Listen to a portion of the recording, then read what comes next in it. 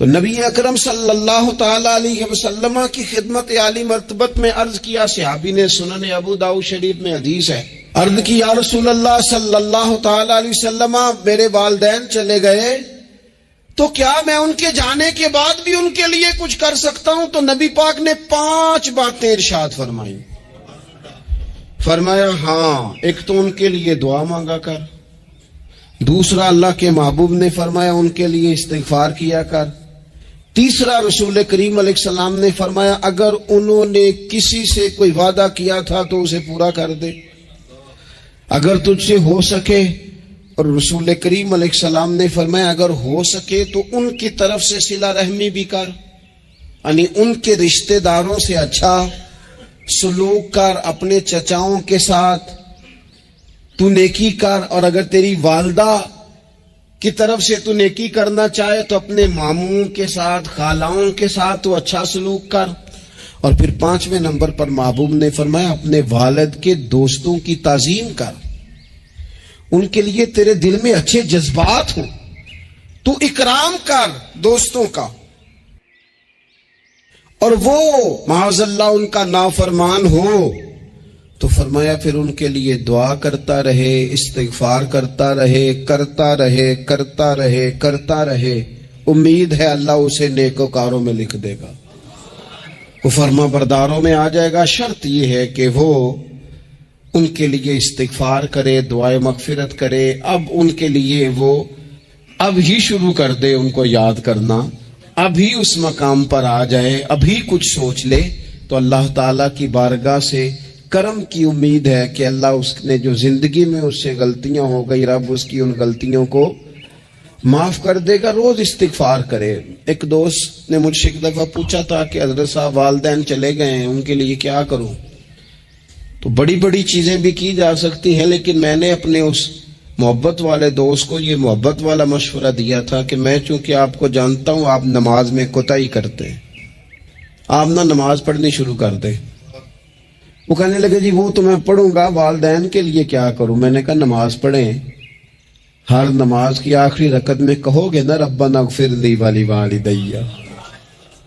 کہو گے نا ہر نماز میں، تو کتنا بڑا اجر ملے گا آپ کے والدین کو۔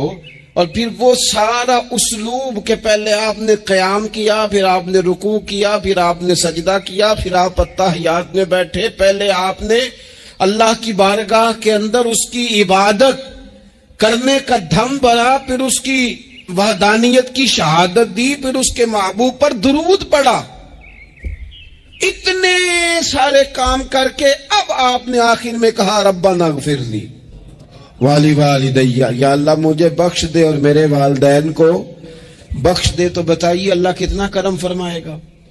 تو اپنے والدین کے لیے ان کے جانے کے بعد بہت ساری چیزیں ہیں، کفن دفن کا بندوبست کیا جائے، جنازے کا اہتمام کیا جائے، لیکن کچھ چیزوں کو نبی پاک علیہ الصلوۃ والسلام نے ذرا توجہ سے ہمیں سمجھایا ہے اور ہماری بار بار توجہ دلائی ہے۔ نبی اکرم نور مجسم صلی اللہ تعالی علیہ وسلم سے جب پوچھا گیا تھا کہ یا رسول اللہ صلی اللہ تعالی علیہ وسلم ماں باپ کیا ہیں، ماں باپ کے بارے میں کچھ فرمائیے، تو حضور نے فرمایا تمہاری جنت بھی ہیں اور تمہارے لیے دوزخ بھی ہیں۔ اگر تم ان کے حقوق اچھے طریقے سے ادا کرنے میں کامیاب ہو جاتے ہو،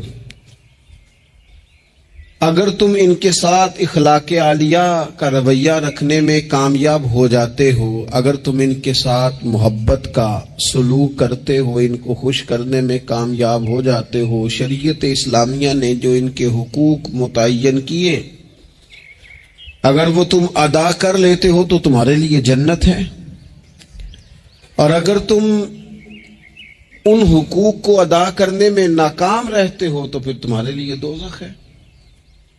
تو یہ ایک دینی، روحانی، ایمانی ضرورت ہے، اس کا ہمیں احساس ہونا چاہیے۔ ظاہر ہے ہم انسان ہیں اور والدین بھی انسان ہیں، ایسا نہیں ہو سکتا کہ ان کا رویہ ہمیشہ ہی ٹھیک ہو۔ یہ کیسے ممکن ہے کہ وہ کبھی خطا نہ کریں، یہ کیسے ہو سکتا ہے کہ کبھی ان کے رویے میں ترش روئی نہ آئے، وہ کبھی تلخ نہ بولیں؟ یہ بھی بہت ساری جگہوں پہ دیکھا گیا ہے، اور یہ 100% حقیقت ہے کہ بعض مقامات پر والدین انصاف بھی نہیں کر پاتے۔ لیکن ایک مسلمان بیٹے کو کیا حکم دیا گیا ہے، اور اس سے شریعت نے یہ مطالبہ کیا ہے کہ والدین کا جو معاملہ ہے، ان کا جو رویہ ہے، اس کے لیے وہ رب کی بارگاہ میں جواب دہ ہیں۔ ساری عدالتیں دنیا میں تو نہیں نہ لگنی، ایک عدالت صبح قیامت بھی تو قائم ہوگی۔ اگر وہ کہیں کسی مقام پر، کہیں جگہ پر وہ کسی غلطی کا شکار ہیں تو انداللہ جواب دیں گے۔ ہم کیا کریں؟ تو حضور علیہ الصلوۃ والسلام نے فرمایا اگر تمہارے ماں باپ تم پر ظلم بھی کریں تو تم نے پھر بھی نیکی کرنی ہے۔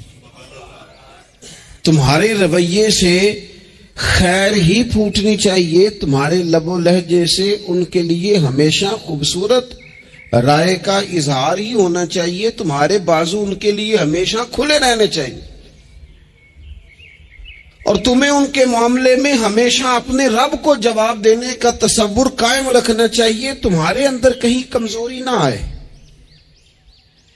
میں بڑی دیر سے اپنے دوستوں کی توجہ اس بات کی طرف مبذول کرا رہا ہوں کہ انسان کے ساتھ ہی ساری چیزیں رہتی ہیں، بیماریاں بھی، پریشانیاں بھی، کاروبار کا اتار چڑھاؤ بھی، انسان کے ساتھ دوستوں کی کبھی وفاداری، کبھی بے وفائی، کبھی بچوں کے مسائل، کبھی دیگر رشتہ داروں کے مسائل۔ اسے حکم یہ دیا گیا ہے، اسے سمجھایا یہ گیا ہے کہ وہ کسی ایک چیز میں الجھ کر باقی چیزوں کو بھولنا نہ شروع کر دے، کسی ایک پریشانی، ایک آزمائش کی وجہ سے اپنی زندگی کے سارے معاملات کو داؤ پہ لگانا نہ شروع کر دے، بلکہ وہ اپنے دل کو، اپنے سینے کو، اپنی طبیعت کو کشادہ رکھے۔ یہی معاملہ ماں باپ کے تعلق سے ہوتا ہے۔ ہم نہ ذرا دیگر کاموں میں بعض اوقات اس طرح کو الجھتے ہیں کہ اپنی اس اہم ذمہ داری سے ہم نظریں ہٹا لیتے ہیں۔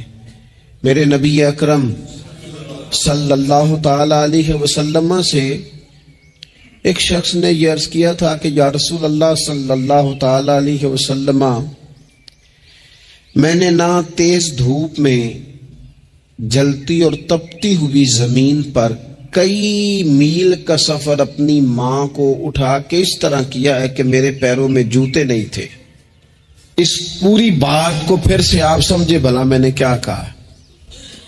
یعنی گرم زمین پر گرمیوں میں چلنا ایک انتہائی مشکل کام ہے، اور پھر گرمی اگر عرب شریف کی ہو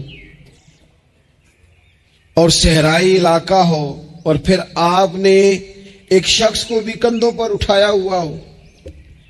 یا رسول اللہ صلی اللہ تعالی علیہ وسلم، گرم موسم میں گرم ریت پر ننگے پاؤں ماں کو اٹھا کر میں نے میلوں کا سفر کیا ہے۔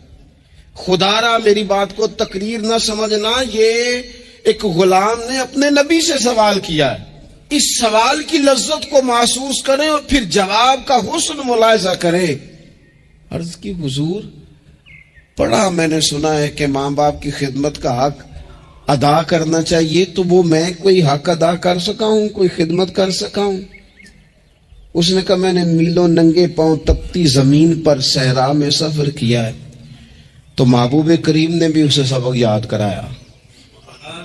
اس نے اپنی طرف سے خدمت بتائی تھی تو حضور نے ماں کی شفقت بتائی۔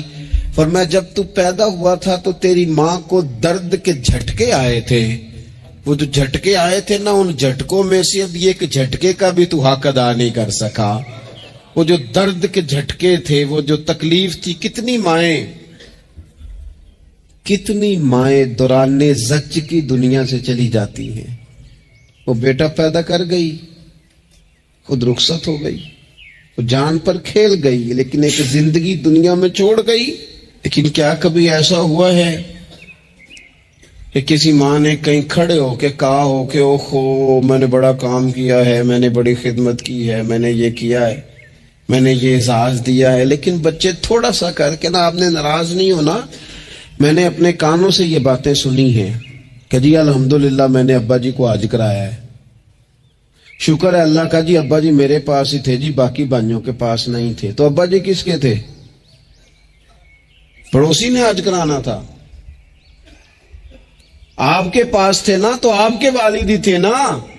آپ نے یہ 20 مرتبہ بتایا ہے کہ والد کی میں خدمت کرتا ہوں، میرے پاس رہتا، یہ بھی بتاؤ کہ ابا نے مجھے حصہ کتنا دیا ہے۔ ساتھ یہ بھی بیان کرو کہ صرف ابا ہی میرے پاس نہیں رہتا، میں نے بھی ساری زندگی باپ کے پاس ہی گزاری ہے۔ اس نے بھی کبھی کہا تھا چاروں میرے پاس ہوتے ہیں، 5 میں نے رکھے ہوئے ہیں۔ کیا مذاق ہے، کتنی چھوٹی سوچ ہے۔ اپنے والدین کے ساتھ بڑا رویہ عمدہ کیا جائے، کبھی نہ الجھنا۔ خبردار، ایک مقام پر ماں باپ کی نافرمانی کی جا سکتی ہے، وہ کب؟ جب وہ آپ کو دین کے مخالف چلنے کا کہیں، جب رب و رسول کی مخالفت کا معاذ اللہ کہیں، اور مسلمان والدین یہ کبھی کہہ سکتے نہیں۔ باقی ہر کام میں ان کی فرما برداری ہے، ان کی خدمت ہے، ہر جائز کام میں ان کی بات کو تسلیم کرنا ہے۔ بلکہ حضرت اسماء بنت ابی بکر صدیق، حضرت صدیق اکبر رضی اللہ تعالی عنہ کی صاحبزادی ہیں، انہوں نے ایک دفعہ نبی پاک علیہ السلام کی خدمت میں ایک سوال بھیجا تھا، عرض کی یا رسول اللہ صلی اللہ تعالی علیہ وسلم، ماں مشرکہ ہے، اللہ رسول کو نہیں مانتی، معاذ اللہ، ماں مشرکہ ہے، تو حضور وہ مجھ سے ملنا چاہتی ہے، کیا میں اس سے حسن سلوک کر سکتی ہوں؟ تو نبی کریم نے فرمایا تیری تو ماں ہے نا، چل تو اچھا سلوک ہی کر، تو اپنا رویہ اس کے ساتھ ٹھیک رکھ، کیونکہ تیری والدہ ہے۔ میں آج حقوق والدین پر تقریر نہیں کرنے جا رہا، بس ایسے ہی مجھے خیال آیا۔ میں ایک دوست نے ایک سوال پوچھا ہے، مجھے اچھا لگا ان کا بات پوچھنا۔ انہوں نے یہ پوچھا ہے کہ اگر کسی شخص کے والدین دنیا سے چلے جائیں اور جانے کے بعد اسے احساس ہو کہ مجھ سے بڑی غلطیاں ہو گئیں، اسے احساس ہو کہ بڑی کوتاہیاں ہو گئیں، بڑی جگہوں پہ میں بھول گیا۔ بہت سارے لوگوں کو پچھتاوا ہوتا ہے کہ یار بڑی چیزیں تھی جو ہم کر سکتے تھے پر ہم سے نہیں ہو سکی۔ انہوں نے پوچھا جی کوئی اب بھی کوئی اس کا حل ہے؟ تو میں نے کہا ہے نا، ہم رسول رحمت کے ماننے والے ہیں صلی اللہ تعالی علیہ وسلم۔ نبی پاک صلی اللہ تعالی علیہ وسلم نے ارشاد فرمایا، الترغیب الترہیب میں حدیث موجود ہے، حضرت انس بن مالک رضی اللہ تعالیٰ عنہ حدیث کے راوی ہیں۔ اللہ کے پیارے حبیب علیہ الصلوۃ والسلام نے فرمایا، جس بندے کے والدین یا دونوں میں سے کوئی ایک انتقال کر جائے، اور والد کے دوستوں کے اکرام کا تو اتنا بڑا درجہ ہے کہ حضرت ابو بردہ رضی اللہ تعالیٰ عنہ تشریف لائے مدینہ طیبہ میں۔ حضرت ابو بردہ مدینہ طیبہ میں تشریف لائے تو حضرت عبداللہ ابن عمر رضی اللہ تعالیٰ عنہ ان سے ملنے پہنچ گئے فٹافٹی۔ مصروف آدمی تھے حضرت عبداللہ ابن عمر، بہت بڑے مفتی تھے، لوگ ہر وقت مسائل پوچھتے تھے، حج کے سب سے زیادہ مسائل انہی کو آتے تھے، اور صحابہ میں ایک بہت بڑا مقام رکھتے تھے۔ حضرت عبداللہ ابن عمر فوراً حضرت ابو بردہ رضی اللہ تعالیٰ عنہ سے ملاقات کے لیے پہنچے، اور پہنچتے ہی فرمانے لگے، آپ کو پتہ ہے میں آپ سے کیوں ملنے آیا ہوں؟ حضرت ابو بردہ کہنے لگے، میں تو خود بڑا حیران ہوں کہ آپ ایک مصروف آدمی اور آپ ٹائم نکال کر کے میرے پاس تشریف لائے۔ فرمانے لگے، اس لیے آیا ہوں کہ میرے والد آپ کے والد کے دوست تھے، حضرت فاروق اعظم کے دوست تھے آپ کے والد، اور یہ صحیح ابن حبان میں یہ لفظ موجود ہے۔ حضرت سیدنا عبداللہ ابن عمر رضی اللہ تعالیٰ عنہ فرمانے لگے، نبی پاک علیہ السلام نے فرمایا ہے کہ جو اپنے والد کی قبر میں ان سے اچھا سلوک کرنا چاہے وہ والد کے دوستوں کے ساتھ اچھا سلوک کرے، وہ اس رویے کو، اس محبت کو قائم کرے، اس چیز پر خاص اہتمام کرے، خاص ذوق دے۔ ہمارے ہاں نا جی ہم جلدی سے مصروف ہو جاتے ہیں، اور اپنے دوستوں کو زیادہ ٹائم دیتے ہیں. اپنا آنا جانا، اپنا اٹھنا بیٹھنا، اپنے شب و روز، ان میں ہم زیادہ وقت گزارتے ہیں. کرنے کا کام یہ ہے کہ تھوڑا ٹائم نکال کے، تھوڑی فرصت دیکھ کر اس پر تھوڑی توجہ دی جائے. اسی طرح معروف روایت سیاستہ میں موجود ہے، حضرت مالک بن دار کہتے ہیں کہ میں حضرت عبداللہ ابن عمر کے ساتھ جا رہا تھا تو میں نے دیکھا ایک بدو ننگے پاؤں اور ننگے سر آ رہے ہیں. حضرت عبداللہ ابن عمر نے فٹافٹ انہیں اپنی سواری بھی دے دی. سیاستہ سے حدیث عرض کر رہا ہوں، سواری بھی دے دی اور پگڑی بھی دے دی. فرماتے میں نے عرض کی حضرت عبداللہ ابن عمر سے کہ حضور یہ بدو ہیں، یہ تو تھوڑے سے نذرانے پہ بھی خوش ہو جاتے، آپ کوئی عام معمولی سا تحفہ بھی دیتے تو راضی ہو جاتے، اور آپ نے پگڑی بھی دے دی اور گھوڑا بھی دے دیا. حضرت عبداللہ ابن عمر کہنے لگے یہ کوئی عام آدمی نہیں، یہ میرے والد کے دوست ہیں، اور والد کے دوستوں سے محبت کرنا یہ ہمیں رسول رحمت نے سکھایا ہے. کیونکہ اصلا نال جے نیکی کریے تو نسلاں تاک نہیں بھول دے. محبتوں کو قائم رکھنا، ان کو دوام دینا. ہمارا تو چچا کے ساتھ سلوک نہیں رہتا، توجہ نہیں رہتی. ہم نے اصالِ ثواب کا جو مفہوم بنا لیا ہے وہ بڑا گڑبڑ ہے. اگر تو کسی کے پاس بہت زیادہ پیسے ہوتے ہیں تو وہ اصالِ ثواب کی محفل ویسے ہی ایک سیاسی اجتماع بن جاتی ہے. اور جو عام لوگ ہیں ان کا زور کہیں نہیں چلتا تو چلو مسجد میں تو چلتا ہی ہے نا. وہ آ کے کہتے ہیں مولوی صاحب کو کہ بچے بھیجیں اور پورا قرآن پاک پڑھانا ہے ہم نے. بھئی نبی پاک علیہ السلام نے تو فرمایا جتنی دیر دل جمے اتنی دیر پڑھو. آپ نے کیوں پابند کیا پورا پڑھنے کا؟ اور پھر اللہ تبارک و تعالیٰ اگر معاف فرمانے پہ آئے وہ تو پتر بسم اللہ بھی پڑھے تو اللہ باپ کو معاف فرما دیتا ہے. شرط یہ ہے کہ خلوص ہو. وہاں تو معیار دیکھا جاتا ہے، مقدار تھوڑی دیکھی جائے. تو اصالِ ثواب تو یہ ہے کہ آپ ضرورت دیکھیں کس چیز کی ہے. ہمارے ہاں منوں کے حساب سے کھانے پک جاتے ہیں، بڑی بڑی لمبی دعوتیں ہوتی ہیں، بڑا کچھ ہوتا ہے، لیکن جو ضرورت ہوتی ہے، ضرورت کو ہم نہیں دیکھتے. اگر آپ کوئی اور کام ضرورت کا کرا دے نا، کروڑوں روپے آپ نے لگا دیا ختمات پہ اور فلاں پہ، اور جس قبرستان میں آپ نے والد کو دفن کیا اس میں تو غریبوں کے لیے مزید جگہ ہی نہیں دفن کرنے کی، تو یہ اچھا اصالِ ثواب نہیں تھا کہ قبرستان کی جگہ بڑھائی جاتی. یہ اچھا اصالِ ثواب نہیں تھا کہ مسجد کا ماحول دیکھا جاتا، علاقے کے غرباء پر نظر کی جاتی. وہ لوگ جو بیچارے قرض کے نیچے آ کے پوری طرح دب گئے ہیں، نفسیاتی مریض ہو گئے، ان غریبوں کو دیکھا جاتا. یہ اصالِ ثواب نہیں تھا. آپ دیکھیے حضرت سعد رضی اللہ تعالیٰ عنہ نے حضور کی بارگاہ میں عرض کی، یا رسول اللہ صلی اللہ تعالیٰ علیہ وآلہ وسلم، میری ماں ایک غلام آزاد کرنا چاہتی تھی، اگر میں ان کی طرف سے وہ غلام آزاد کر دوں. موطا امام مالک میں روایت موجود ہے. اب غلام آزاد جب آپ کر دیتے تھے نا، آج کل تو غلام بکتے نہیں، لیکن ایک قسم غلامی کی آج بھی ہے. بتا دوں آپ کو، وہ جو بندہ ایڈوانس نہیں لے لیتا بیچارہ 4 لاکھ روپیہ، پھر اس کو تنخواہ بھی پوری نہیں ملتی، پھر اس کی جان بھی نہیں چھوٹتی، وہ کہیں اور جا بھی نہیں سکتا. بھئی آپ ایڈوانس دیں گے کسی کو، اس کو خرید تو نہیں نہ لیں گے، اس کی مجبوری تو نہیں نہ خریدیں گے، اللہ کو ناراض تو نہیں نہ کر لیں گے. آپ ایڈوانس دیں لیکن پھر اسے تنخواہ بھی تو اتنی دیں جتنی معاشرے میں روٹین سے ہوتی ہے. یا رسول اللہ اگر میں غلام آزاد کر دوں اپنی ماں کی طرف سے، چل تو بھی کسی کو ایڈوانس معاف کر دے ماں باپ کی طرف سے، چل تو بھی کسی کو چھوڑ دے قرضہ ماں باپ کی طرف سے چھوڑ دے، کچھ نہیں ہوتا. رسول کریم علیہ السلام کی بارگاہ میں عرض کی حضرت سعد نے، یا رسول اللہ صلی اللہ تعالی علیہ وسلم، اگر میں اماں کی طرف سے غلام آزاد کروں تو ماں کو ثواب ملے گا؟ حضور نے فرمایا کرنا، ملے گا نا تیری ماں کو ثواب، کرنا تم یہ اصالِ ثواب، یہ والا اصالِ ثواب کرنا.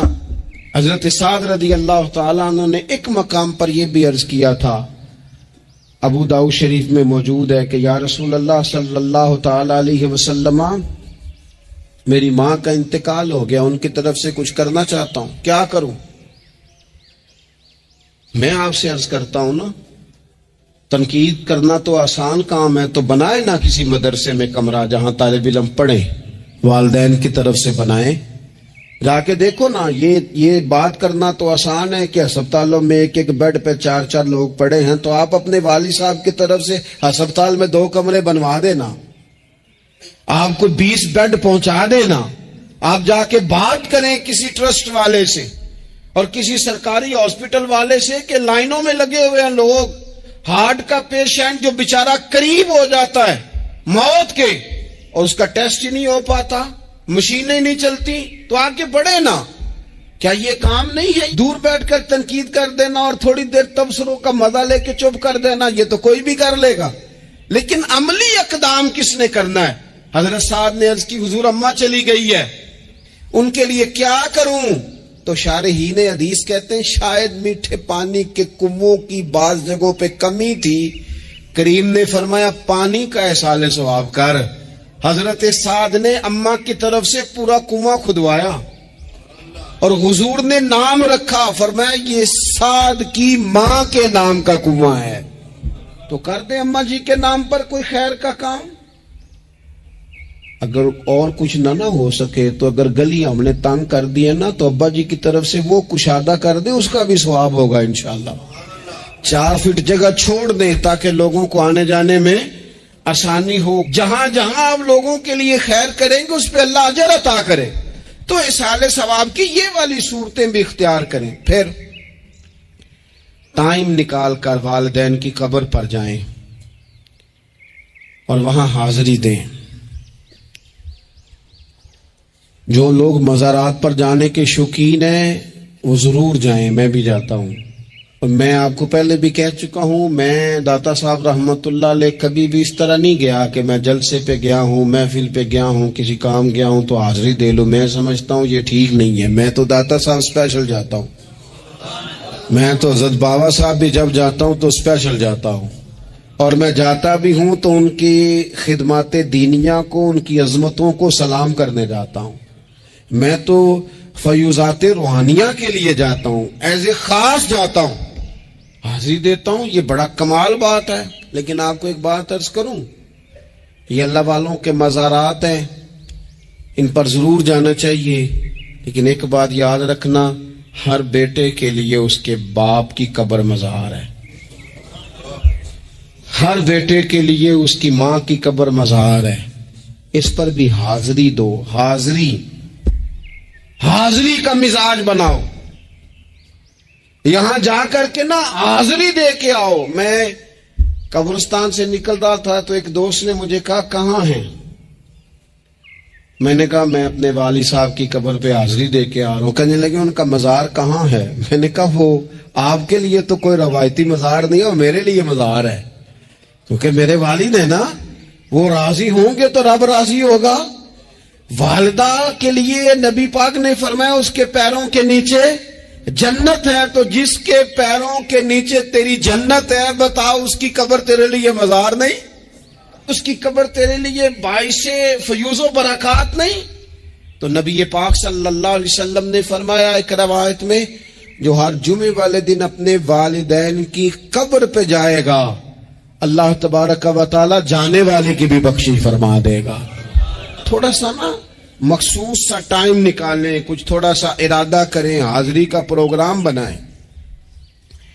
ایک بات اور عرض کرنی ہے یہاں، اس کو میں بڑا ضروری سمجھتا ہوں آخر میں آپ کی خدمت میں عرض کرنا۔ ایک بات اچھی طرح سے طے کر لینا، کچھ چیزیں ایسی ہوتی ہیں جو ادھار ہوتی ہیں، کچھ ایسی ہوتی ہیں جو نقد ہوتی ہیں، بالکل نقد، ان میں ادھار نہیں ہوتا۔ وہ کہتے ہیں نا جی ہم جی ادھار کا کاروبار نہیں کرتے، ہمارا سارا کاروبار کیش کا ہے، ہم بالکل ایک ہاتھ دے دوسرے ہاتھ لے، ہمارا یہ سلسلہ ہے، ہم بالکل جو ہے نا کسی قسم کا کریڈٹ پہ نہیں چلتے۔ میں آپ سے عرض کروں، نبی پاک علیہ السلام نے فرمایا کسی جرم کی سزا اللہ تعالیٰ دنیا میں نہیں دیتا اتنی جلدی، بہت ساری سزائیں رب نے روک دی ہیں، قیامت کو دی جائیں گی، اللہ تعالیٰ سب سزاؤں سے ہمیں محفوظ فرمائے۔ لیکن فرمایا والدین کی نافرمانی ایسا جرم ہے جس کی دنیا میں بھی سزا ملتی، دنیا میں یہ طے ہے۔ حضور علیہ الصلوۃ والسلام نے کبھی کسی شخص کے لیے دعائے ضرر نہیں کی. حضور نے تو کبھی یہ بھی نہیں کہا جو پتھر مار رہے تھے کہ یہ تباہ ہو جائیں، برباد ہو جائیں، ان کی ناک خاک آلود ہو جائے، لیکن سیڑھیاں چڑھتے ہوئے جو مشہور حدیث ہے محبوب نے آمین کہا. اور پھر حضرت جبریل نے جب 3 لوگ بتائے تو ان میں ایک بندہ وہ تھا.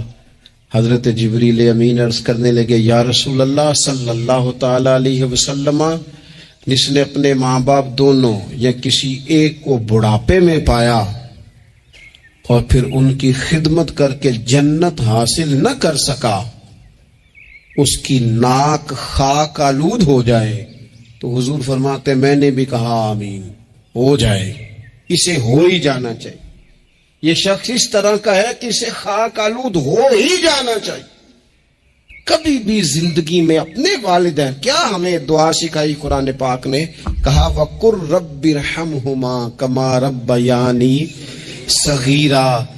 آپ کہیے، آپ یہ دعا کیجئے کہ اے میرے پروردگار ان دونوں پر رحم فرما جنہوں نے بچپن میں مجھے پالا، ان دونوں پر رحم فرما. اپنے والدین کے لیے اپنے تھوڑے سے دل کو بڑا کریں، کچھ چیزیں اپنی زندگی میں طے کریں، کچھ معاملات اپنی زندگی میں. ہمارے ایک استاد تھے گجرانوالہ میں، نام لیتا ہوں، حضرت مفتی عبداللطیف صاحب رحمۃ اللہ علیہ، یہ حضرت محدث اعظم کے شاگرد ہیں، اور اعلیٰ حضرت کے بڑے صاحبزادے حضرت حجت الاسلام مولانا حامد رضا خان صاحب رحمۃ اللہ علیہ کے یہ شاید واحد مرید تھے ہمارے شہر میں، مفتی عبداللطیف صاحب قادری حامدی.